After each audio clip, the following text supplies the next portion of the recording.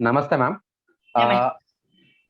आज हमारे साथ डॉक्टर अनुपम आहूजा मैम है, जो कि she is worked as an academic in the National Council of Education Research and Training NCERT since 1987 to promote inclusive education in regular main stream schools across the country.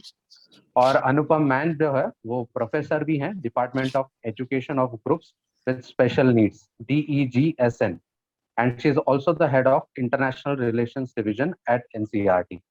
बहुत बहुत welcome ma'am. नमस्कार। I am very happy to be associated with your work. बहुत time से आपका काम के बारे में सुन रहे हैं, तो अच्छा लगा आज सुबह ज्वाइन करके। Thank you very much ma'am. We will get to the questions. हम लोग क्वेश्चंस की तरफ बढ़ते हैं, लेकिन उसके पहले आपके बारे में थोड़ा जानना चाहेंगे कि आपको पहले कैसे ये रुचि हुई कि आप टीचिंग फील्ड में आए और आपकी जर्नी कहाँ से स्टार्ट हुई? मेरी जर्नी अगर मैं बताऊं, मैं बचपन से टीचर बनना चाहती तो जब खेल खेल में हम बच्चे खेलते हैं, मैं भी खेलती थी। मैं हमेशा टीचर बनकर डिस्ट्रीब्यूट करती थी चीजें और बच्चों को, अपने अपने ही साथियों को ये बताना चाहती थी कि मैं आपसे बेहतर जानती हूँ।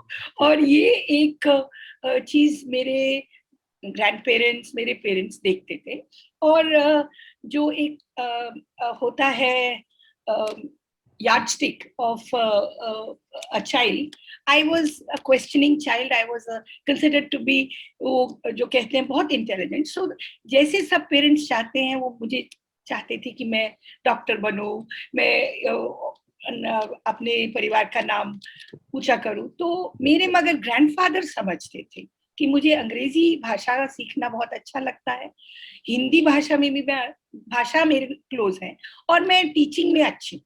तो उनका बहुत बढ़ावा मिला, सब को चुप कराया उन्होंने और कहा इनको अपने हिसाब से। तो मैंने बीएड किया, एमएड किया, मास्टर्स इन चाइल्ड डेवलपमेंट किया एमएस यूनिवर्सिटी बड़ौदा से, और बहुत कुछ इस तरह का किया कि मैं एक अच्छी टीचर बनी।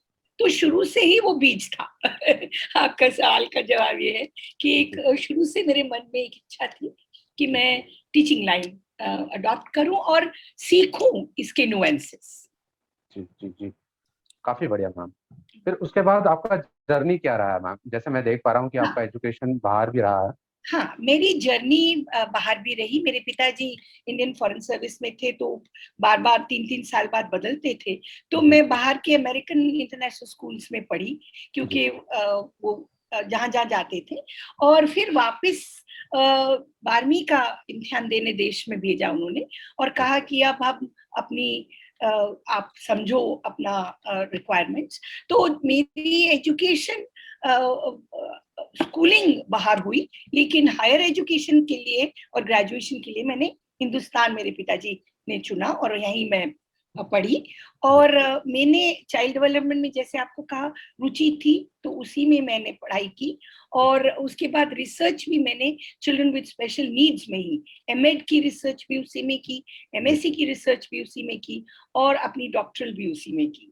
तो एक वो ही एक ट्रेंड लेकर मैं अपना चली।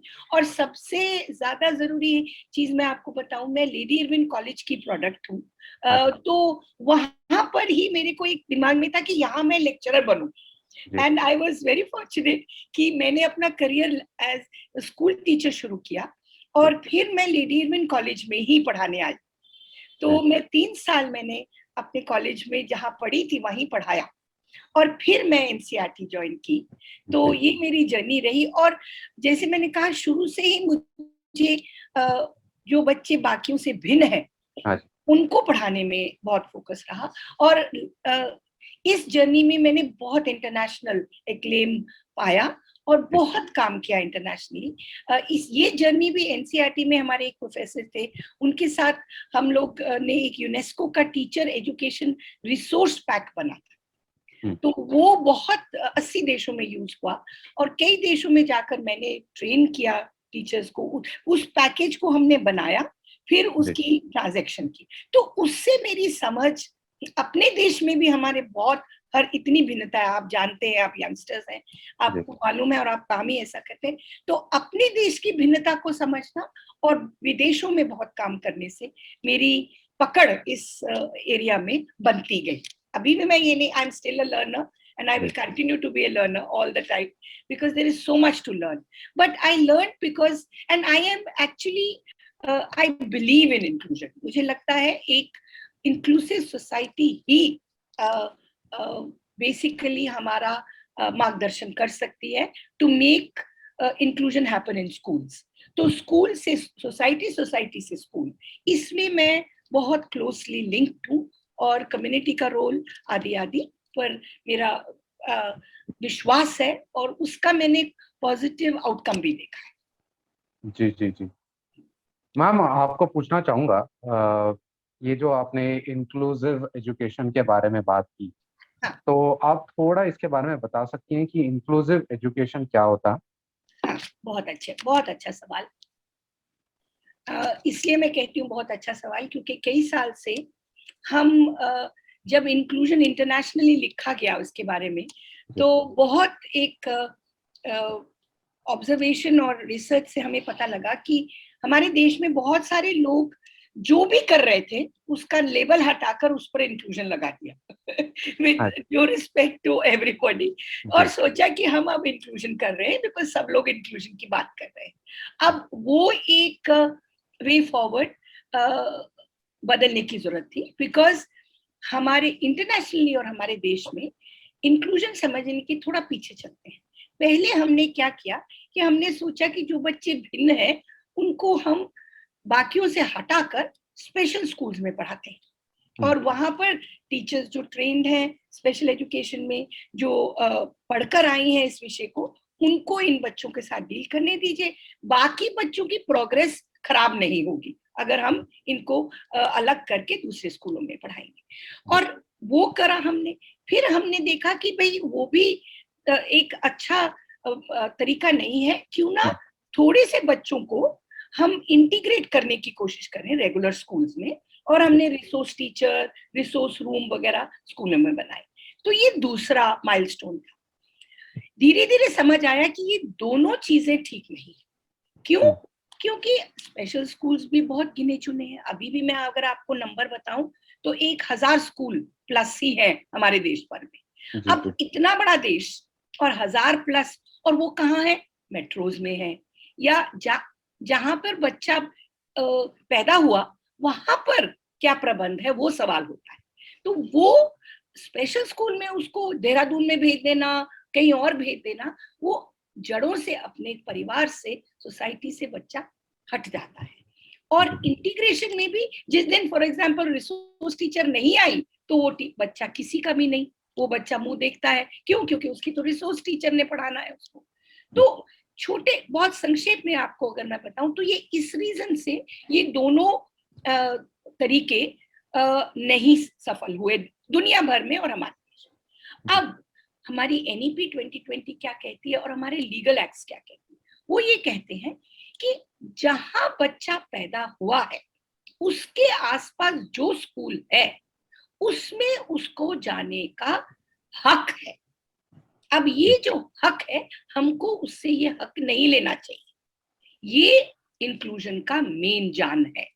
कहने का तात्पर्य, अगर मैं मालवीय नगर में अभी बैठी हूँ दिल्ली में, और मालवीय नगर के बगल में मेरे घर के एक स्कूल है, तो जो बच्चा मेरे घर में है, सक्षम है या कुछ तरह से असक्षम भी है, तब भी उसका हक है कि इस ए ब्लॉक के पास जो स्कूल है उसमें वो बाकी बच्चों की तरह जा सके। इंक्लूजन ये कहती है कि हमें हर बच्चे को उसका हक for providing equal opportunity in regular schools।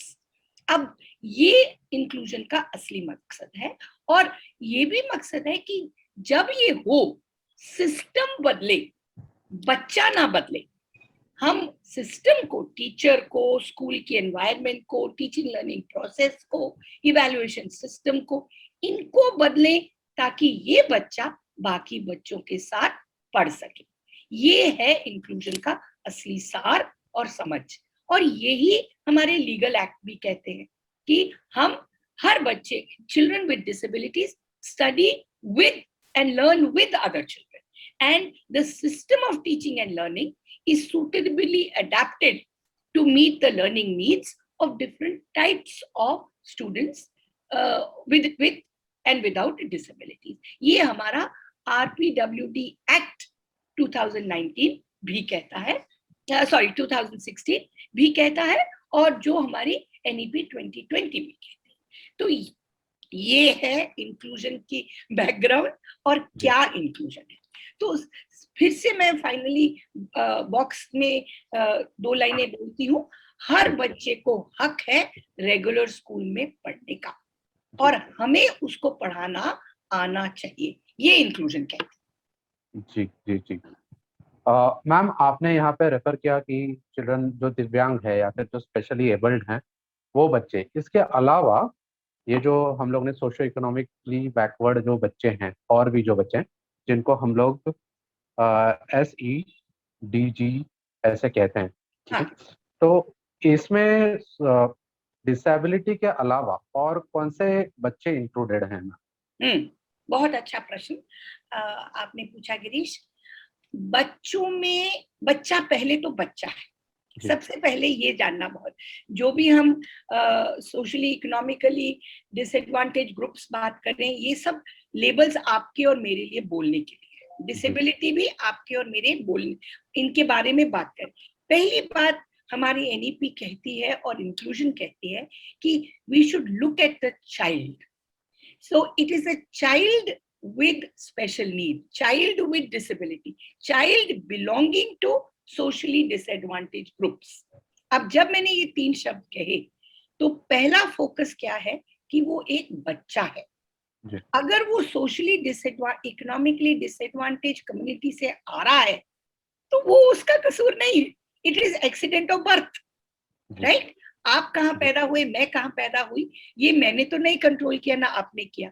तो इसी तरह जो बच्चा सोशली इकोनॉमिकली डिसएडवांटेज कम्युनिटीज का है, he has to be given equal status in our head first, you know। हम अपने, अगर अपनी एटीट्यूड हमारी ये है कि ये तखान का बेटा है तो मैं कभी अच्छी टीचर नहीं होंगी। अगर मैं ये सोचूंगी कि ये IAS ऑफिसर का और ये तखान का बेटा और ये ट्रांसजेंडर सभी मेरे लिए बच्चे हैं, तो मेरी सोच as a teacher becomes very different than a teacher who looks at ये तो मेरी कम्युनिटी के बच्चे हैं, मेरी भाषा बोल रहे हैं और ये सब भिन्न है।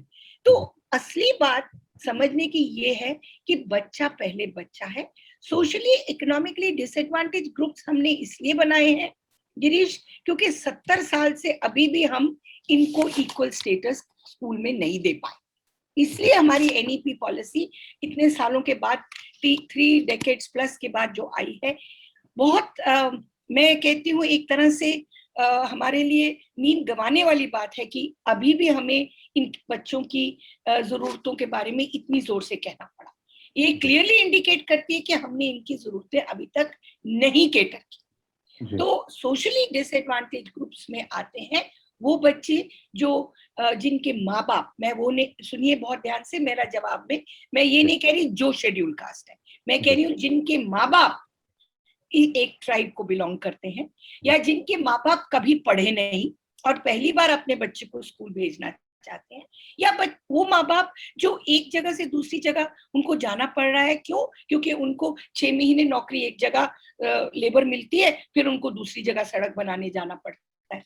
तो वो बच्चे जो माइग्रेंट ग्रुप से हैं आदि आदि, इनको हम सोशली इकोनॉमिकली डिसएडवांटेज ग्रुप्स के बच्चे मानते हैं।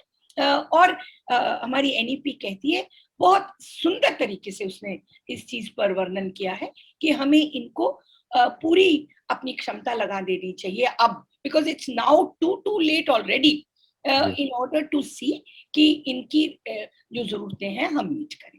एक चीज और भी मैं कहूंगी, इंक्लूजन और रिसर्च हमें क्लियरली कहती है कि जब हम चिल्ड्रन विद डिसेबिलिटीज या children from socially disadvantage groups के लिए अपनी पढ़ाने की विधि और इंफ्रास्ट्रक्चर और टीचिंग लर्निंग मटेरियल में चेंज लाते हैं, हम सब बच्चों की अचीवमेंट लेवल्स में इंप्रूवमेंट लाते हैं।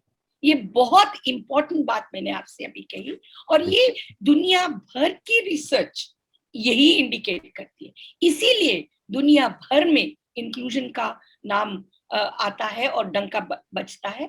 कंट्रीज जहां एक टीचर एक बच्चा रेशो भी है, वहां पर भी बच्चों को इंक्लूसिव रेगुलर स्कूल्स में भेजा जा रहा है, ना कि वन टीचर वन चाइल्ड। तो जो हमारी पॉलिसी इंक्लूजन और सोशली इकोनॉमिकली डिसएडवांटेज बच्चों की बात करती है, सबको समझना ये जरूरी है कि ये गलत नहीं है, और ये कोई प्रोपेगेंडा नहीं है, ये कोई इसलिए नहीं कहा जा रहा क्योंकि एक सोच बनी है। तो ये एजुकेशनली सिग्निफिकेंट रिसर्च बेस्ड सोच है कि जब हमारे पास भिन्नता होगी क्लास में, हमारे सब बच्चों की अचीवमेंट लेवल्स में इम्प्रूवमेंट होगी और बच्चे बढ़ेंगे, उनकी achievement levels will improve. So ये है आपका बहुत अच्छे क्वेश्चन का लंबा answer, but I want to give all aspects equal perception to people, क्योंकि आमतौर पे लोग कहते हैं ये जो बच्चे कम परफॉर्मर है, या कुछ कुछ शब्द हम यूज करते हैं, इनको बाकियों के साथ क्यों पढ़ा रहे हैं, उनकी भी आप पढ़ाई में नुकसान करेंगी। तो ये चीज बहुत गलत धारणा है, ये गलत धारणा है। मैम ये काफी बढ़िया पर्सपेक्टिव आपने हमारे सामने रखा, क्योंकि इसके पहले मैं जब इसके बारे में पढ़ भी रहा था तो इसके बारे में इस तरीके से नहीं सोचा था कि जो इम्प्रूवमेंट्स हम लोग डिसएडवांटेज ग्रुप्स के लिए लाएंगे वही बाकी सारे बच्चों के लिए भी it will be advantages. Ma'am ये जो डिसएडवांटेज ग्रुप्स हैं, सोशल इकोनॉमिकली डिसएडवांटेज जो ग्रुप्स हैं, approximately what percent of the population are they हमारे इंडिया में? हाँ, ये बहुत बार इसके बारे में डिस्कशन भी होती है और सेंसस रिपोर्ट्स भी कहते हैं। फॉर एग्जांपल 19 करोड़ माइनॉरिटीज का जिक्र किया 2001 के सेंसस में। अब मैं इस पर कम बात करूंगी, please allow me to say that, because मुझे लगता है गिरीश हम फिगर्स और लेबल्स पे मत चलें, because figures are also किस तरह हमने डिफाइन किया और सेंसस में हम लेकर गए, उस पर बहुत निर्भर करता है। अब जब हमने डेफिनेशन ही एक लिमिटेड बनाई तो हम लिमिटेड बच्चों को ही पकड़ेंगे ना गिनने में। तो अगर हम ये लेकर चलें कि as a teacher, as a parent, as a community member, मेरा अगर मैं एसएमसी का मेंबर हूं तो मेरा गोल लाइफ का ये होना चाहिए कि मेरी कम्युनिटी में कम से कम, मैं देश के फिगर्स ना देखूं, मैं नेशनल एवरेजेस ना देखूं, मैं सिर्फ देखूं कि मेरी लोकेलिटी में जितने बच्चे हैं उनमें से कोई बच्चा पुश आउट ना हो स्कूल से। देखिए, मैं ड्रॉप आउट नहीं कह रही, मैं कह रही हूँ पुश आउट। मेरे लोकेलिटी में कोई बच्चा पुश आउट ना हो स्कूल से, और अगर पुश आउट हुआ है तो मैं उसको कैसे वापस स्कूल में ले जाऊं, क्योंकि मैं जानती हूं और समाज सारा जानता है कि एजुकेशन इज असेंशियल। अब हमको वो नहीं बताना। 50 साल पहले जब हम लोग पढ़ते थे, पढ़ा है रिसर्च, या जब, अब जैसे मेरे को तो 30 साल 35 साल हो गए, पहले हम कहते थे हम बच्चों को स्कूलों में लाएं, इसका प्रोपेगेंडा करें। अब वो नहीं जरूरी, मीडिया ने बहुत अच्छे से पेरेंट्स को समझा दिया है कि बच्चों को स्कूल में भेजें, लेकिन आयरनी क्या है कि बच्चे आते हैं, ऊब जाते हैं और छोड़ जाते हैं। तो ये बहुत, फिगर्स पे, नंबर्स पे इतना जोर मत दीजिए, एक्शन पे दीजिए कि बच्चे ना जाएं छोड़कर, और केवल मैं अपनी ही लोकेलिटी में, अपने ही ब्लॉक में ये अगर निश्चित कर दूं तो I think national numbers will take care of itself. We will not have to talk. आपको ये सवाल 10 साल में आई होप ना पूछना पड़े, because we will all take care of our own children in our community. हाँ जी जी बिल्कुल ma'am. Overall magnitude of the situation तो समझ में आ गई है। आपने स्टार्टिंग में भी बताया कि थोड़ा इस चीज को नेग्लेक्ट किया गया and we are too late, right? जिस वजह से ये प्रॉब्लम डेफिनेटली बड़ी भी है, लेकिन नाउ इट इज टाइम, ये एनईपी के through now we have that appropriate platform की ठीक है, अभी we can start working towards this.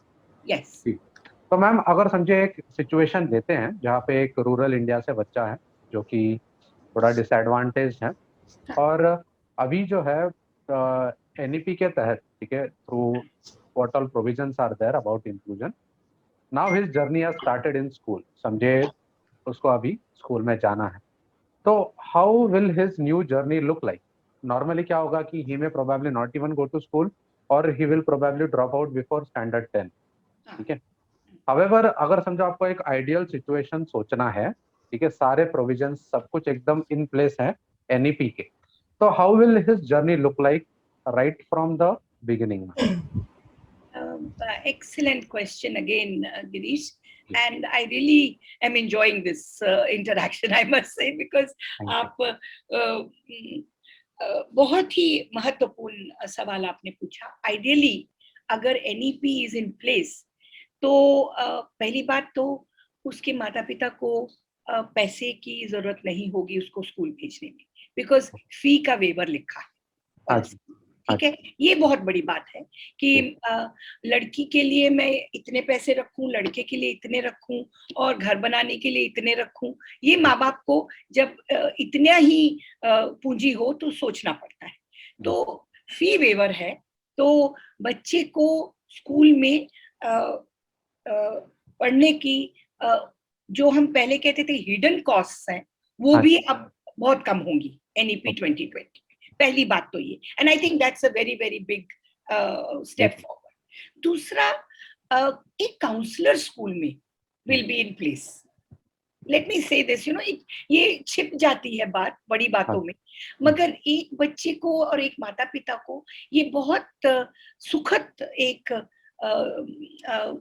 Information है कि मैं किसी के पास जा सकती हूँ टीचर के बारे में भी कहने को। बाकी बच्चे मेरे बच्चे को बुली करते हैं, मैं किसी के पास जा सकती हूँ। मैं भी बुली होती हूँ, पेरेंट ये भी कह सकता है कि जब मैं जाती हूँ बाकी पेरेंट्स को जवाब दिया जाता है, लेकिन मैं पीछे खड़ी रहती हूँ और फिर मुझे, क्योंकि मेरी दिहाड़ी जा रही होती है, मुझे भागना पड़ता है। तो इसका भी किसी के पास जाकर ग्रीवियंस निकाल सकते हैं हम अपनी गुबार, और कोई काउंसलर मेरे बच्चे को हाथ पकड़ के स्कूलिंग प्रोसेस में हेल्प करने के लिए होगा। This is also something that's very important. हमारी पॉलिसी ये भी कहती है कि एक्सेस पे हम बहुत काम करेंगे। तो अगर बच्चा सिर्फ गोद में उठाकर माँ बाप को लेके जाना पड़े, तो अब व्हीलचेयर की प्रोविजन, रोड का प्रोविजन, क्योंकि बारिशों में व्हीलचेयर चलती भी नहीं है ना, तो इंफ्रास्ट्रक्चर, स्कूल में एक्सेस, घर से स्कूल पहुंचना, स्कूल से घर वापस आना, ये किसी पे निर्भर बच्चा नहीं करेगा इवेंचुअली। अगर लड़की है तो भी उसके लिए सेफ्टी, केजीबीवी 12वीं तक हो गई, स्कूल ड्रॉप आउट, ये सब भी बहुत अच्छी डेवलपमेंट्स हैं। तो मैंने कहा access to and fro from home to school, provision of funds, gender fund भी है, प्रोविजन ऑफ काउंसलर। इसके अलावा आपको barrier free teaching learning environment, ये शब्द यूज किए हैं पॉलिसी में, आप लोग सब जानते हैं। बेटर टीचिंग लर्निंग प्रोसेस, ये इसके लिए बहुत जोर दिया है पेडागोजी पे इम्प्रूव करने के लिए, क्योंकि बच्चा आमतौर पे, आपने जैसे कहा, जो ऊब कर 10th में छोड़ जाएगा स्कूल, या उसकी स्किल्स ही नहीं बनी 10th तक। मैंने एक टेस्ट एक दिन दिया और मैं फेल हो गया उसमें, तो मेरे पे फेलियर का लेबल लग गया। अब हमारी पॉलिसी कहती है 2 बार बच्चा टेस्ट दे सकता है, इम्प्रूवमेंट दे सकता है। ये भी बहुत बड़ी बात है कि एक बार मेरे घर में कुछ ऐसे माहौल था कि मैंने उस 3 घंटे में मैं नहीं परफॉर्म कर सकी, तो मेरी जिंदगी खत्म नहीं हो जाती, मेरे पास एक प्रोविजन है, मैं फिर से दे सकता हूँ, और आपके क्रेडिट्स जो एक्यूमुलेट हो जाएंगे। ये जो बातें हैं ये बहुत पॉजिटिव है। कोई हार्ड सेपरेशन नहीं है बिटवीन सब्जेक्ट्स, यू नो, मैं आर्ट्स हूँ, अरे तू तो साइंस स्टूडेंट है, अरे मैं तो नहीं, मेरे को तो साइंस मिली नहीं, बच्चे ये कहते हैं, और इसी सेल्फ कॉन्सेप्ट से उनकी जो परफॉर्मेंस है नीचे जाती रहती है कि मैं तो आर्ट्स स्टूडेंट। अरे किसी को बोलो आर्ट्स तो इतना अच्छा एरिया है, नहीं मैडम मेरे ना नंबर अच्छे नहीं थे, मैंने इसलिए आर्ट्स ले ली। तो ये जो हार्ड सेपरेशन है ये चली। स्ट्रेंथनिंग लाइब्रेरीज, अब ये भी छुपी हुई बात आती है, जैसे काउंसलर की छुपी बात है, बहुत कम लोग बात करते हैं कि अरे ये भी कोई बात है, strengthening libraries. I think it is a very very important thing, because हम आप और मैं जानते हैं आजकल सोशल मीडिया की वजह से जितना रीडिंग स्किल्स है बच्चों की, वो दिन पर दिन गिरती जा रही।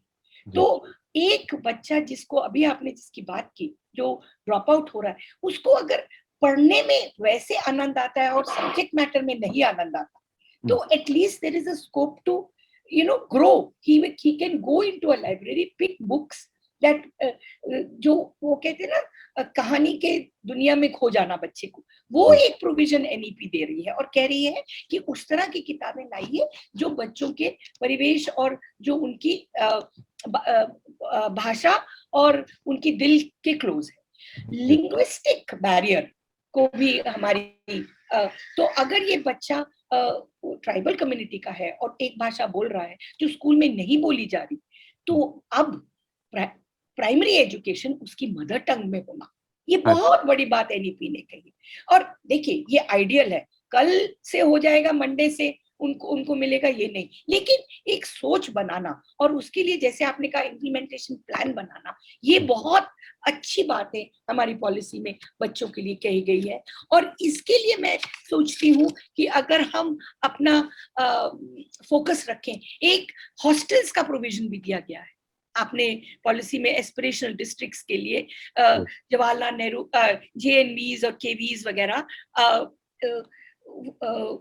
खोलने पर कहा गया है specifically.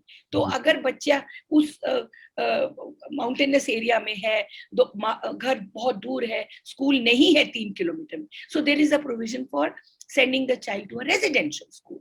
And this, it also time and again the policy says that education is the best tool for achieving economic and social mobility and inclusion and equality. तो बार बार ये बात जब पॉलिसी में आती है, हम भी बात करते हैं, तो पेरेंट्स मीडिया के थ्रू कम्युनिटी में ये मैसेज फिर से रीइंफोर्स हो रहा है कि do not ignore the education of children. तो एक बच्चा जो थोड़ा सा डगमगाएगा, जो आपने कहा, जिसको अभी पूरा अपना नहीं पता, समतल भूमि में पैर रखकर भागकर स्कूल जाना, उसको भी ये जब बार बार लोग कहेंगे नहीं नहीं स्कूल की एजुकेशन छोड़ना नहीं है, क्योंकि ये हमारी पॉलिसी ने कहा है और हमने इतने सालों से इस पर काम कर रहे हैं, स्कूलिंग खत्म करना जरूरी है। हायर एजुकेशन में भी यही प्रिंसिपल्स पॉलिसी कह रही है कि हम उस पर भी फोकस करें। तो ये जो एक constant historically marginalised disadvantaged groups का रिप्रेजेंटेशन एजुकेशन में कम, हायर एजुकेशन में और भी कम, डिसेबल्ड बच्चे तो आपको इक्का दुक्का ही मिलेंगे हायर एजुकेशन में, तो ये पॉलिसी कहती है इस पर बहुत हमको फोकस करना है कि ये स्थिति बदले। So this, I think, very briefly, I can go on till the cows come home, because policy बहुत closely हम लोग पढ़ भी रहे हैं NCERT में। हमने, हमारे पास बहुत सारे, I must tell you Girish, NCERT का एक सबसे महत्वपूर्ण एक्सपीरियंस हम सबको जो मिलता है कि कई लाखों रिस्पॉन्सेज जो लोगों ने पॉलिसी बनने वक्त दिए, उनको भी हमने बहुत क्लोजली स्टडी करके उनको एनालाइज किया था। तो ये बातें जो आई हैं, अभी मैं बता रही हूँ, ये फील्ड से आई, तभी पॉलिसी में आई। तो ये भी एक बहुत अच्छा पॉइंट है हमें याद रखना बच्चों की पढ़ाई के लिए, आगे के लिए, कि this is a home grown policy, it is not a policy that has been planted from outside. तो हमारी ही बात हमको पॉलिसी बता रही है। So that's another, बच्चे के लिए ये भी बहुत इंपॉर्टेंट बात है कि कोई पूछने आया था मुझे कि पॉलिसी में क्या डालें, ये बच्चों से भी वार्तालाप हुए। हाँ, तो ये भी बात मैंने देखी है कम्युनिटी में, आपने भी देखी कि बच्चे बच्चों को बताते हैं, ये जो पॉलिसी नहीं आई है, ये वो जो आई थी ना मैडम, वो हमें सवाल पूछ रही थी कि पॉलिसी में क्या डालें। तो ये सब छोटी छोटी बातें बहुत अच्छी है हमारी पॉलिसी के लिए। हाँ जी, हाँ जी मैम, यहाँ पे जब भी आपने अभी जो बताया हमें, इससे पॉलिसी में 3 मेजर चीजें बताई गई हैं कि जो कि प्रॉब्लम एरियाज हैं। एक तो एक्सेस के बारे में आपने ऑलरेडी अभी बता दिया मैम, ठीक है। पार्टिसिपेशन एंड लर्निंग आउटकम्स, इसके बारे में भी वो लोग बात करते हैं। पार्टिसिपेशन भी आपने थोड़ा बताया, लेकिन मैम मैं और थोड़ा ठीक से जानना चाह रहा हूँ, मेरा वहाँ पे थोड़ा क्लैरिटी कम है। हाँ पार्टिसिपेशन के बारे में, मतलब पार्टिसिपेशन एक्चुअली क्या होता है मैम, मतलब किस तरीके से सोच रहे हाँ, बहुत अच्छा सवाल। फिर पार्टिसिपेशन क्या केवल स्कूल आना है? नो।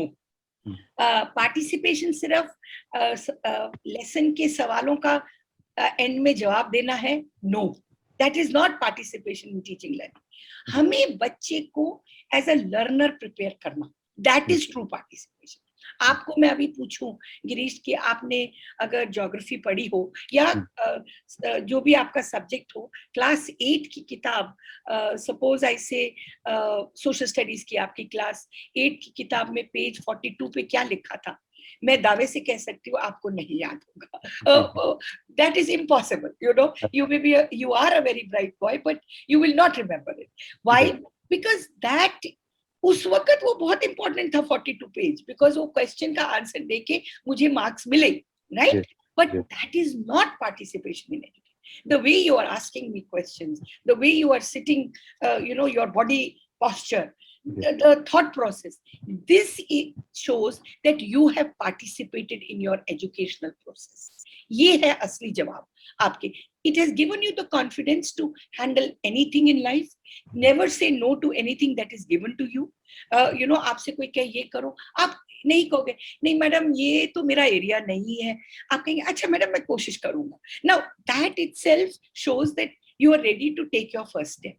तो मैं इसको पार्टिसिपेशन कहती हूँ। मैं कहती हूँ कि इंगेज करे learner with the process of what is in front of him in the book, and he reflects on what is given in the book.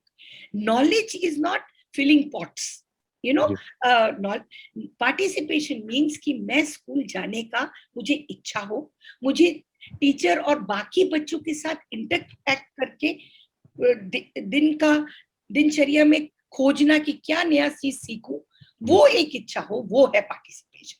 और इसको हम अगर हम समझे कि बच्चा हर दिन को नया दिन देख के आए स्कूल, वो जाते वक्त सोचे अरे मैं यहीं थोड़ी देर और बैठ जाऊं तो मैं शायद कुछ और सीखूं। इसीलिए मैंने जैसे लाइब्रेरी की बात की, बच्चा जब लाइब्रेरी में किताबें मिलेंगी उसको, तो उसकी participation in learning will be very different from reading chapter 1 पे, खोलो किताब, उसका एक पैरा पढ़ो, फिर उब जाओ, फिर थोड़ा किसी को पिंच करो, किसी की किताब में से पन्ना फाड़ दो। ये बच्चे क्यों करते हैं? इसीलिए करते हैं क्योंकि वो पार्टिसिपेट नहीं कर रहे हैं learning process. They are participating in what they are enjoying. They are enjoying pinching someone. They are enjoying tearing a page. They are enjoying climbing a tree and plucking guava. इसीलिए वो आ नहीं रहे school में। तो participation means engagement in an enabling learning environment. सबसे important है teacher को सब बच्चों के लिए enabling learning environment बनाना, जिसमें हर बच्चे को लगे कि मेरे लिए किताब बनी है, मेरे लिए जो विजुअल है वो मेरे कल्चरल कॉन्टेक्स्ट के बिल्कुल करीब है। अगर उसको वो विजुअल ऐसा दिखेगा कि वो वॉशिंगटन डीसी के स्ट्रीट का है तो वो नहीं उसको समझेगा, वो तभी समझेगा अगर उस। तो एनईपी कहती है कि हम culturally adapted text books use करें। तो इससे पार्टिसिपेशन बच्चों की reading a text book, opening it, getting an example of a hero from their community, not getting an example of you know somebody in another country. वो भी जानना जरूरी है। मैं ये नहीं कहती कि बाकी देशों के हीरो से हम ना सीखें, लेकिन पहले प्राइमरी इयर्स में बच्चे को ये जानना जरूरी है कि मेरे गांव का कौन मुखिया का नाम ऊंचा हुआ, मेरे कम्युनिटी के हिस्टोरियन कौन थे, और फिर वो कहे कि ये हिस्टोरियन हमारे देश का भी था, you know. So that is participation, and it is this that one is craving to see in classrooms as the new education policy gets implemented. हाँ जी, हाँ जी। और मैम लर्निंग आउटकम्स के बारे में भी बात हुई, तो मेरे को ये पूछना था कि क्या नॉर्मल, मतलब जो नॉर्मल बच्चे हैं और जो सोशली इकोनॉमिकली डिसएडवांटेज बच्चे हैं, क्या दोनों के लिए अलग लर्निंग आउटकम्स डिफाइन करना जरूरी है कि वो गलत होगा? आपका सवाल में ही इसका जवाब है, गलत होगा। क्योंकि लर्निंग, जैसे मैंने अभी कहा, just because I come from a socially disadvantaged home doesn't mean I don't think like other children. हाँ जी, है ना? जब सब बच्चों की process of birth has been the same, 9 months in the mother's womb has been the same. I am also a human being. I have also got a father and a mother and a grandparent at home and other siblings. तो ये जब सब चीजें same है, तो क्योंकि सिर्फ कोई इंफ्रास्ट्रक्चरल चीजें नहीं है, वेल्थ नहीं है, that doesn't make me a less thinking child, right? तो हमारा लर्निंग आउटकम्स जो एनसीईआरटी ने बहुत परिश्रम से बनाए हैं, ना केवल भिन्नता के लिए, जो भी आपने बात की, भिन्न ग्रुप्स के लिए सेम है, हम even with children with disabilities के लिए भी सेम लर्निंग आउटकम्स कहते हैं. सिर्फ हम ये कहते हैं उसमें कि process of assessing the outcomes should be according to the needs and the potential of the child. और सब बच्चों को एक लेवल पे लाने को लर्निंग आउटकम्स नहीं कहते. लर्निंग आउटकम्स हमारे कहते हैं कि बच्चे का जो पोटेंशियल है उसमें you see that there is a growth in the child. Not, there should be comparison, but there should not be rat race in learning outcomes, तो वो learning outcomes का वो असली निचोड़ हमें जरूर समझना चाहिए कि हर बच्चा Monday of today is Thursday, the 20th of May, June 20th को क्या ग्रोथ हुई ये टीचर समझे ना. मेरे में ही अगर मैं बच्चा हूं तो May 20th और June 20th में क्या मैंने सीखा. That is what learning outcomes should give you. Not कि मेरे साथ सुनील बैठा, मेरे साथ रोहित बैठा, मेरे साथ अनिल बैठा, इन सब के साथ मैं कंपटीशन में कितना बड़ी, वो सिर्फ एक एस्पेक्ट. मेन चीज लर्निंग आउटकम्स कहती है कि how do I grow myself according to my own potential. और ये चाहे वो सोशली डिसएडवांटेज ग्रुप का है, चाहे डिसेबल्ड है, he or she has specific needs which we don't understand. So disabled में D is able.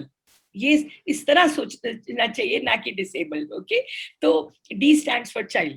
तो अगर हम ये concept लेकर learning outcomes देखेंगे, so we will have a totally different outlook to assessing children and to locating their strengths. सबसे important है बच्चे की strength क्या है, उस पर मैं कैसे बिल्ड कर सकती हूँ. जी जी जी. आप मैम एनईपी में और एक चीज के बारे में बात किया गया है कि बच्चों को हेल्प करने के लिए इंटरवेंशंस की जरूरत होगी. तो एग्जैक्टली ये इंटरवेंशंस मतलब क्या होता है? ये हम बच्चों को हेल्प करना, थोड़ा सा मैं इसको रीफ्रेज करूँ. हम बच्चों को हम अपने आप को हेल्प करते हैं, पहली बात ये. ओके, बिकॉज बच्चे का लर्निंग स्टाइल है. हम अगर ये समझे कि बच्चे का लर्निंग स्टाइल के अनुकूल मुझे पढ़ाना है, तो वो है अपने आप को हेल्प करना. इसलिए मैं बच्चे को हेल्प करना नहीं कहती. I say that I don't teach according to the child's learning style, so I need to help myself teach according to the varied learning styles. ये समझना इंटरवेंशन के लिए बहुत जरूरी है. तो अगर मैंने ये इस तरह इंटरवेंशन देनी है, तो मुझे ये जानना जरूरी है कि बच्चे का लर्निंग स्टाइल क्या है. वेरी सिंपल थिंग, तभी मैं इंटरवेंशन अकॉर्डिंगली देती हूँ. अब मैं आपको इसका एक उदाहरण देती हूँ. Suppose I ask you, Girish मुझे ये बताओ, एक इनकम्प्लीट एक ओपन एंडेड सेंटेंस है, आई लर्न स्लोली व्हेन. मैं आपसे ये पूछती हूँ, आप मुझे बताइए आई लर्न स्लोली व्हेन आप कैसे भरेंगे इसको? अपने आप का लर्निंग स्टाइल, अपनी लर्निंग को देखकर मुझे बताइए क्या लिखेंगे आप? अच्छा, मैं इसके आगे आपको बताऊं कि आप कैसे, कब आई लर्न स्लोली व्हेन. तो गिरीश लर्न स्लोली व्हेन, क्या होगा आपका जवाब? कब आप धीरे सीखते हैं? अच्छा, तो आई लर्न स्लोली वेल, अभी मेरे को कोई कॉन्सेप्ट समझना होगा. ठीक है, नया कॉन्सेप्ट है स्पेसिफिकली. अगर कुछ नई चीज इंट्रोड्यूस किया जा रहा है तो फिर it will take me some time to understand the nuances of. तो ठीक है, you learn slowly when there is a new concept to learn. अच्छा, अब मैं आपसे पूछती हूँ आई लर्न क्विकली व्हेन, उसका क्या जवाब होगा? हम्म, मतलब जब भी मेरे को थोड़ा एक बैकग्राउंड पता हो, कॉन्टेक्स्ट पता हो, हाँ, तो मैं immediately I can connect the dots. Okay, if जी। You know the background you जी। Will quickly connect the dots. जी। ओके, एक लास्ट हाँ जी। Question, learning from text books is boring. Boring? Okay, I thought as much. Okay, NCERT बंद कर देनी चाहिए बिकॉज हम किताबें लिखते हैं। ओके, और अब ये 3 सवालों के जवाब अगर मैंने 30 बच्चों से लिए, जी। राइट, जी। मुझे आपसे पता लगा that you learn slowly when there is a new concept. जी। या जी। Learning from text books is boring. अब हम्म, 30 बच्चे अगर मुझे यही जवाब दे तो जी। ऑब्वियसली मुझे टेक्स्ट बुक से बच्चों को नहीं पढ़ाना, जी। मुझे उनको फील्ड में ले जाना है, उनको उनकी कम्युनिटी से कनेक्ट करना है, फिर धीरे धीरे टेक्स्ट बुक्स पे लेके आना है। जी। कहना है कि चलो आज चैप्टर के विजुअल्स ही देखते हैं, जी। आज चैप्टर का नाम ही समझते हैं, चैप्टर का एक पैरा कोई पढ़ के इसका निष्कर्ष निकाल के देगा। तो इस तरह धीरे धीरे मैं बोरिंग से लिटिल इंटरेस्टिंग गिरीश को बना दूंगी टेक्स्ट बुक्स की तरफ, right? So this is what intervention is all about, knowing your learner hmm, and modifying your teaching process hmm, according to the learning needs of your children. जी। ये है, बाकी सब जो हम कहें कि हमने ये वो सब भी जरूरी है, बट जी। असली बात अगर हम टीचर को दिल से पूछे कि जी। भाई आपको अपना, आप इतने साल से पढ़ा रहे हैं, जी। आपको मालूम है क्या चीजें वर्क करती हैं, जी। आपको ये भी मालूम है कौन से चैप्टर्स या कौन सी कॉन्सेप्ट बच्चों को नहीं समझ आते, जी। आप 20 लोग बैठकर इसमें आपस में बताइए कि जिन कॉन्सेप्ट्स को नहीं समझते बच्चे जी। उनका आप कैसे समाधान करते। अब 20 जवाब तो आ गए आपके पास, जी। राइट? यू जी। Don't need an expert really, but हम ये नहीं सोचते, हम अपने टीचर्स को नहीं काबिल समझते। गिरीश, आई से this after spending more than 3 decades with my teachers, you know, I जी। always very humbly fold my hands to them and say, आप जिस तरह काम कर रहे हैं, मुझसे अगर आप कहें मैं नहीं कर पाऊंगी हर दिन, and with such meager resources, you know. Ji. So we must salute our teachers with both hands and ensure that we must respect their knowledge. हाँ जी। उनका जो हर रोज की ज्ञान है उसको अगर हम लेकर इम्प्लीमेंटेशन करें, हाँ जी। We will first build on their skills. जी। उनका तजुर्बा लेकर, retired teachers, retired principal, policy ये भी कहती है उनको लेकर आइए वापस, हाँ जी। राइट, एंड उनका समावेश करिए। क्यों? जी। क्योंकि ये एक बहुत बड़ा ओशन ऑफ नॉलेज है उनके पास, जी। एक्सपीरियंस है, उस पर अगर हम इंटरवेंशन बिल्ड करें इट विल स्टे।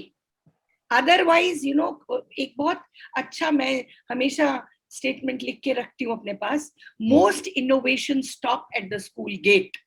हम्म, ये एक बहुत सटायर है, इस पर बहुत लिखा जा सकता है। हम बहुत रिसर्च करके बहुत बढ़िया सा डिश लेके जाते हैं स्कूलों को, जी। कहते हैं एनसीईआरटी में या कई ऑर्गेनाइज कि ये देखिए हमने ये निकाल के लाए हैं, इसको आप करेंगे ना तो आपके बच्चे बहुत, ये गलत।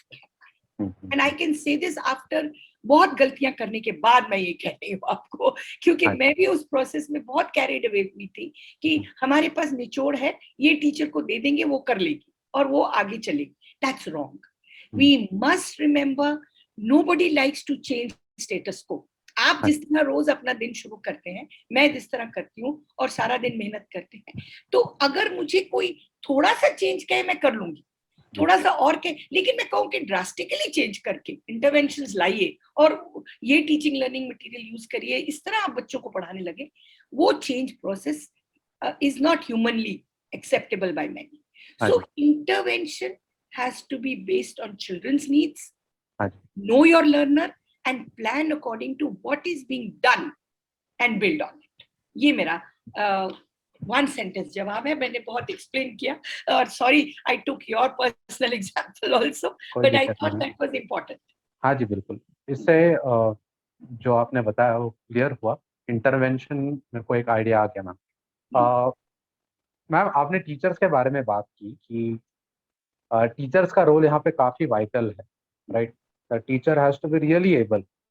नॉर्मली क्या होता है कि इस टाइप का ट्रेनिंग, ठीक है, इस टाइप का अपस्किलिंग जैसे आपने कहा कि ठीक है हम लोग ने एक रेसिपी तो दे दिया और फिर अभी वो इम्प्लीमेंट करे, that is not the way to go ahead, right.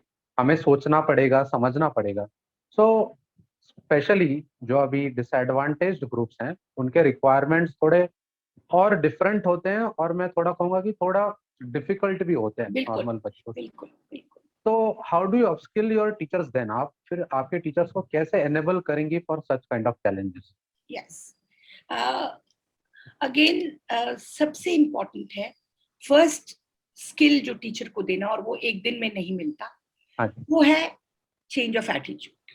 Hmm, because most often अगर वो टीचर उस कम्युनिटी की नहीं है जी और बच्चे आते हैं, तो उसका एक धारणा है जो वो लेकर चलती है कि ये बच्चों ने साइंस तो पढ़ के मून पे नहीं जाना ना, इनको जी तो बेसिक फंक्शनल लर्निंग सिखा।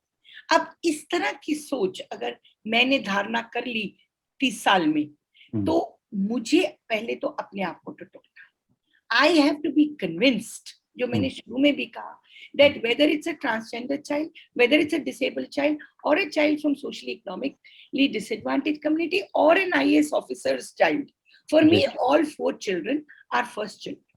जी तो स्किल सबसे इंपॉर्टेंट है, ये एटीट्यूड पहले अपनी टटोलना और ये समझना कि मेरी एटीट्यूड में गलती है, जी मेरी सोशलाइजेशन प्रोसेस ने मुझे कुछ गलत धारणाएं दी हैं।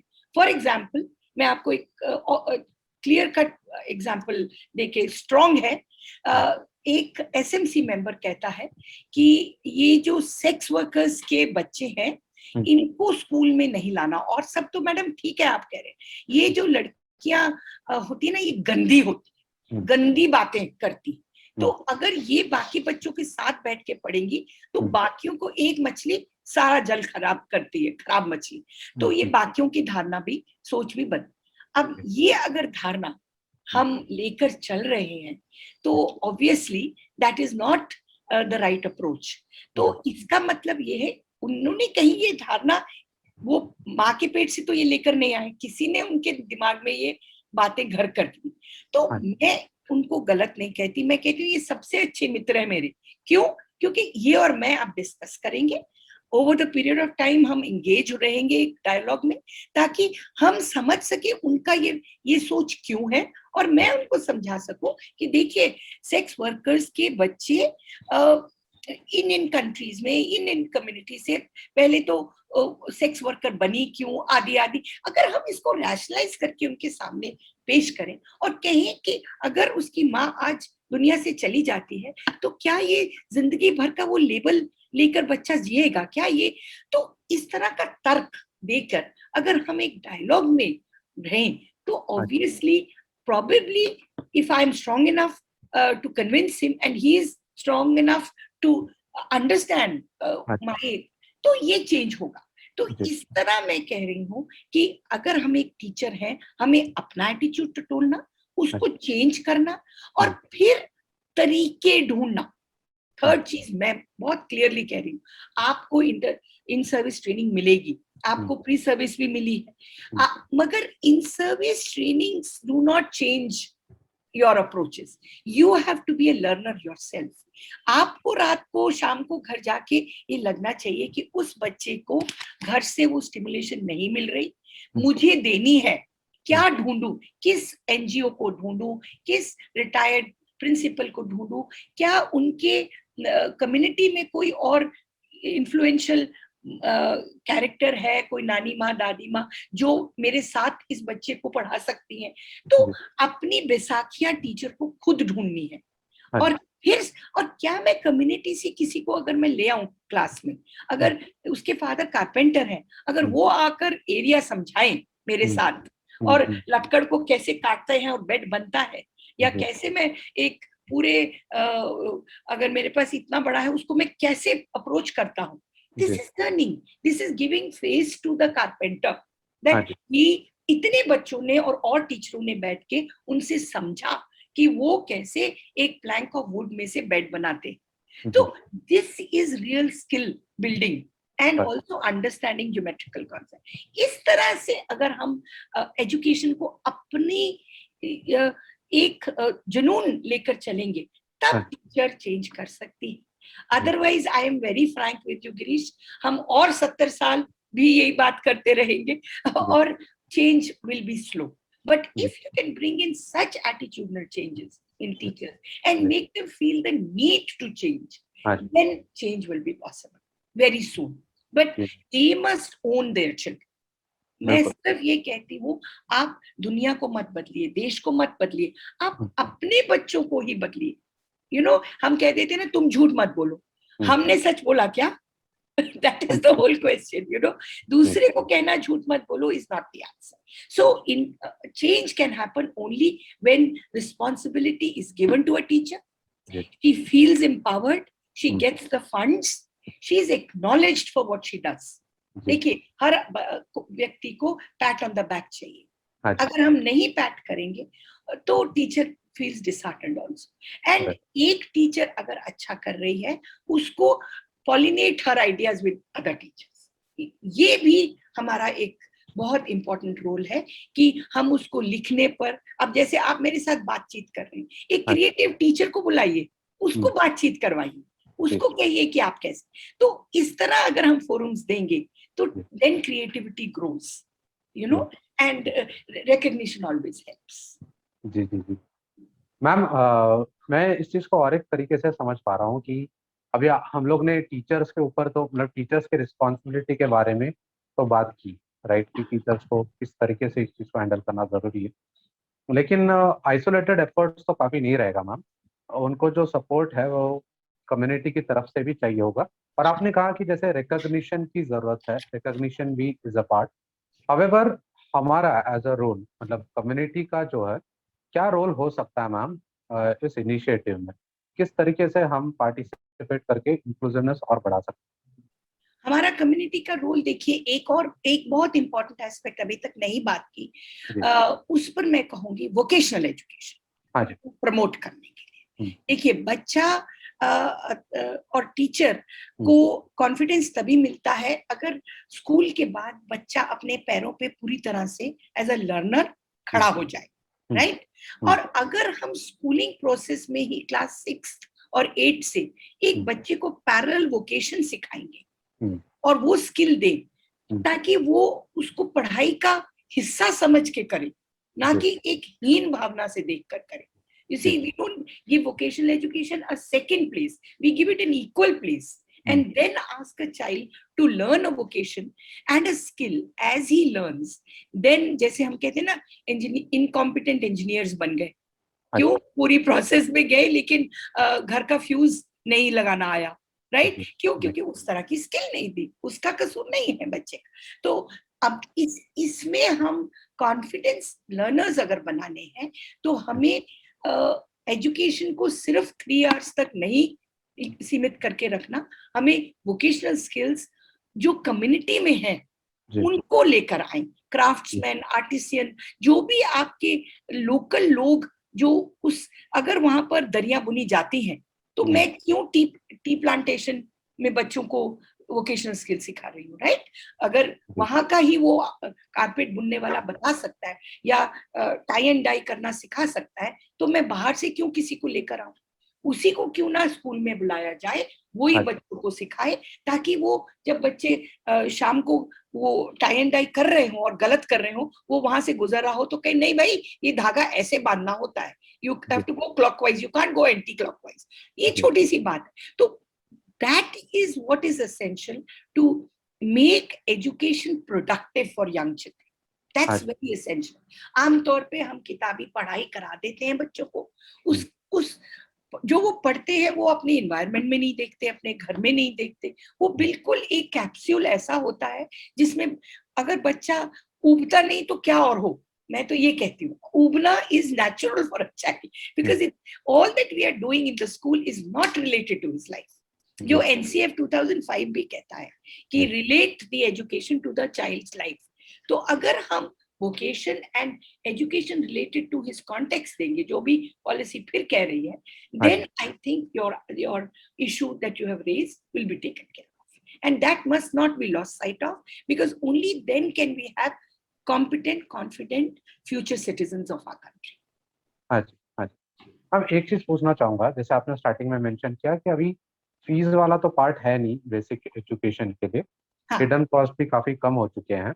हाँ इसके अलावा क्या ऐसा कोई प्रोविजन है जिसमें ये जो डिसएडवांटेज ग्रुप्स हैं, हाँ अगर उनको हम गारंटेड एम्प्लॉयमेंट के बारे में कुछ बताएं कि अगर आप 10th स्टैंडर्ड तक सीखते हो या फिर 12th स्टैंडर्ड तक सीखते हो, तो आपको मतलब अलॉन्ग विथ जो आपने कहा कि वोकेशनल एजुकेशन आपने ये कंप्लीट किया, तो यू विल गेट एम्प्लॉयमेंट, ऐसा कुछ प्रोविजन या फिर ऐसा कुछ हाँ, करने से इसकी तरफ विल इट सोच हेल्प? है, इसकी तरफ सोच बहुत बन रही है। जी और ये एक, और इंडस्ट्री को भी पैरेलली प्रिपेयर किया जा रहा है कि जी इंडस्ट्री भी शुरू में ही जुड़े, जी कि वो हमारे साथ अगर जुड़ी रहेगी तो उसको भी पता होगा कि 8वीं के इतने बच्चों को हम ये सिखा रहे हैं, यू जी। नो और ये अगर इंडस्ट्री, लोकल इंडस्ट्री जुड़ेगी तो हाँ वो भी वेट करेगी कि 10वीं में बच्चा कम से कम 3 घंटे आकर हमारे साथ अगर काम कर ले फैक्ट्री में तो उसकी स्किल हम और बढ़ा लेंगे। फॉर हाँ एग्जाम्पल, अगर मैं छोटा सा एक उदाहरण आपको क्विकली दूं, जी हमारे एनसीईआरटी में आपको मालूम है रीजनल इंस्टीट्यूट्स ऑफ एजुकेशन है, हाँ जी और वो हमारे उनमें डेमोन्स्ट्रेशन स्कूल्स हैं। तो जी हम अभी 3 साल हो गए अब हमें, हम जी साउथ कोरिया के साथ वोकेशनल एजुकेशन का सिलेबस और हाँ कैसे, जैसे अभी आपने कहा इंडस्ट्री, लोकल इंडस्ट्री, पहले हमने लोकल सर्वे किया, साउथ कोरिया आए, उन्होंने सर्वे किया और फिर हाँ जी देखा कि क्या रिक्वायरमेंट है, उस हिसाब से करिकुलम बना। और हम अपने डेमोन्स्ट्रेशन स्कूल में, रीजनल इंस्टीट्यूट ऑफ भोपाल में ये चला रहे हैं एक जी एक्सपेरिमेंट कि कैसे हम बच्चों को जो ट्रेन करें और उसमें शुरू से ही इंडस्ट्री साथ रहे और फिर ये बच्चे एब्जॉर्ब हो जाए। तो जरूरी नहीं है इंजीनियर बनकर ही वो कंपनी ज्वाइन करें, वो भी इंजीनियर भी बन सकते हैं, लेकिन 8th क्लास से अगर कंपनी ने उनको आइडेंटिफाई कर लिया जी तो वो स्किल भी उनकी का भी इंप्रूवमेंट हुआ और साथ साथ इंजीनियरिंग में भी चाहे बच्चे, तो क्या होगा फिर, there absorption in the system becomes easier and they learn as they acquire skills and they also learn हाँ एकेडमिक जी लर्निंग। उन दोनों का एक क्लोज, दोनों हाथ साथ साथ चले और दोनों हाथ मजबूती से आगे दोनों स्ट्रीम्स चले। So this बिल्कुल। is an experiment going on हाँ and we जी have found very good results and we hope to replicate it in other demonstration schools and all over the country. एक एक्शन रिसर्च भी ministry ने कहा है आप करिए इस पर। तो दिस इज बिल्कुल। Going to be a very healthy way forward that we हाँ आर एक्सप्लोरिंग, और ये बहुत बहुत इसकी चर्चा की गई है एनईपी में। सो हाँ actually NCERT as always has a vision far ahead. हमने 3 साल पहले ही ये काम शुरू कर दिया था, जो अब ओके। वोकेशनल एजुकेशन की बात एनईपी में आ रही है। हाँ जी हाँ जी। हाँ, मेरी तरफ से एक लास्ट क्वेश्चन। हाँ जी। ओवरऑल हमारे समाज में जो बायसेस हैं, स्टीरियोटाइप्स हैं, वो हाँ। अभी भी हैं, अभी भी ये दिक्कत करते हैं, हम्म, राइट? और लोगों को, जो डिसएडवांटेज ग्रुप्स हैं, उनको मेन स्ट्रीम में लाने में इससे दिक्कत होती है। तो इसको लेके अवेयरनेस कैसे स्प्रेड किया जा सकता है या फिर क्या किया जा सकता है कि इस वजह से बायसेस थोड़े कम हो? बहुत अच्छा सवाल है और आमतौर पे इसका जवाब लोग कहते हैं कि give good examples hmm, of achieving people. कि देखिए आप एक एग्जाम्पल लीजिए कि देखिए ये यहाँ का ट्राइबल, बस्तर का ट्राइबल स्कूल से निकल के देखो अब आईएएस ऑफिसर बन गया। हम्म, मेरे हिसाब से ये ठीक नहीं, let okay. Me be very frank, because सारे बस्तर के ट्राइबल स्कूल से, रेजिडेंशियल स्कूल से निकल के आईएएस ऑफिसर नहीं बनते। और ये मेरे घर, मेरे 2 अपने बेटे हैं, दोनों आईएएस ऑफिसर नहीं है, but they are very, I mean that is no yardstick. What I am trying to say is कि एक एक हाई लेवल पर एग्जाम्पल देकर ये सोच लेना कि कम्युनिटी का परसेप्शन चेंज हो जाएगा, और इक्का दुक्का का एग्जाम्पल देकर सोच लेना कि धारणा बदल जाएगी, ये गलत सोच है, राइट? सो पहली बात तो मेरा जवाब आपके इस सवाल का ये है। तो करना क्या चाहिए फिर? करना ये चाहिए कि हमें सोसाइटी में ये मैसेज बार बार देना चाहिए कि all are equal and we are different only by birth. ये मैसेज को कैलेंडर में दीजिए, पोस्टर पे लिखिए, बस के ऊपर लिखिए। आजकल क्योंकि सब कुछ सोशल मीडिया से इतना कनेक्टेड है, इसके ऊपर जोक्स लिखिए, इसके ऊपर व्यंग कीजिए, इसके ऊपर क्रिटिकल एनालिसिस करवाइए। What I am trying to say is this will not happen overnight. We will have to plan it very carefully कि हम लोगों में ये बहुत क्लियरली बताएं कि मैं सुपीरियर, लाल बत्ती वाली गाड़ी ठीक नहीं है, इसका पथराव किया जाए। I am being very, because जिसने लाल बत्ती लगाई वो अपने आप को सुपीरियर समझा, and he is superior only because he has the opportunity to have become superior. We are all equal human beings with equal opportunities, and just because we have a little more money with us doesn't make me more intelligent than somebody. And by virtue of the opportunities that are provided, we are what we are. अगर मैं किसी और परिवार में पैदा होती तो मेरा ये डेवलपमेंटल पाथ जिंदगी का ना होता। सो ये कॉन्शियस में आनी चाहिए। ये slowly and very carefully, staggered manner, it will not happen in a day और टू। देखिए हमारी सोसाइटी में हायरार्की है, ये इनबिल्ट है हमारी हायरार्की, तो इसलिए ये बहुत मुश्किल चीज होगी करने के लिए। मगर अगर हम इसको मन लगा के करें तो और ये सबसे पहले फिर मैं वही कहूंगी, गिरीश के घर से और अनुपम आहूजा के घर से शुरू होना पड़ेगा। मतलब कहने का है, अगर मैं अपने आप में ही ये कर लूं तो I don't have to tell Girish to do it. हम अगर सभी ये सोच बनाने लगे कि मैं जब भी मार्केट प्लेस में जाऊंगी, मैं सब्जी वाले से तू ये दे दे नहीं कहूंगी, मैं कहूंगी आप जरा 250 ग्राम मिर्ची तोल दीजिए। अगर मैं इस तरह बात करूंगी, मैं सोचूंगी कि अगर उसने मुझे 250 ग्राम मिर्ची ना दी तो आज मेरे घर में अच्छी सब्जी नहीं बनेगी। और and I genuinely appreciate his role, and I bring it on the dining table, this thought also, that each one has a role. See, lockdown में हमारा हेल्पर जिसने हमारा बाहर का डस्टबिन नहीं साफ किया, नहीं आया, कितनी मुश्किल हुई।